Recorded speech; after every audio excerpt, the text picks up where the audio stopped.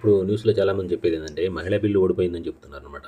మహిళా బిల్ అనేది ఓడిపోలేదు. ఆల్రెడీ ఇది 2023లోనే పాస్ అయింది. కాకపోతే ఏంటంటే, ఇప్పుడు గవర్నమెంటు 16 ఏప్రిల్ నాడు ఒక బిల్లుని తీసుకొచ్చింది. ఏందంటే డీలిమిటేషన్ బిల్లు. దాంతో పాటు అంటే లింక్డ్ విత్ మహిళా రిజర్వేషన్స్ బిల్ అనమాట. అంటే డీలిమిటేషన్స్ బిల్స్‌లో నియోజకవర్గాలు లోక్సభ నియోజకవర్గాలు 543 నుంచి 850 వరకు పెరిగే అవకాశం ఉంది. దీనిలో 33% మహిళలకు రిజర్వేషన్ కల్పించాలనే పాయింట్ కూడా ఉంది. కాబట్టి మహిళలకు రిజర్వేషన్ కల్పించాలి. అదేవిధంగా నియోజకవర్గాల పునర్విభజన కూడా చేయాల్సి ఉంటుంది. కాబట్టి ఇవన్నింటిని కూడా లింకప్ చేస్తా కూడా 2 బిల్లులను ఒకసారి అమెండ్మెంట్ ఆఫ్ బిల్లు మహిళా బిల్లు తర్వాత అట్లాగే డీలిమిటేషన్ బిల్ అన్నీ కలిపి ఒక బిల్లులో తీసుకురావడం జరిగింది.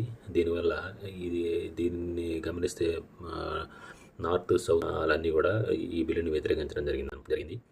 ఈ బిల్ అయితే ఓడిపోయిందనమాట. ఈ బిల్ అయితే ఇప్పుడు మళ్ళీ ఈ బిల్ని అమలు చేసే విధం ఉందంటే మళ్ళీ పెట్టినా కూడా వీళ్ళంతా సహకరిస్తే కానీ ఈ బిల్ అనేది ముందుకు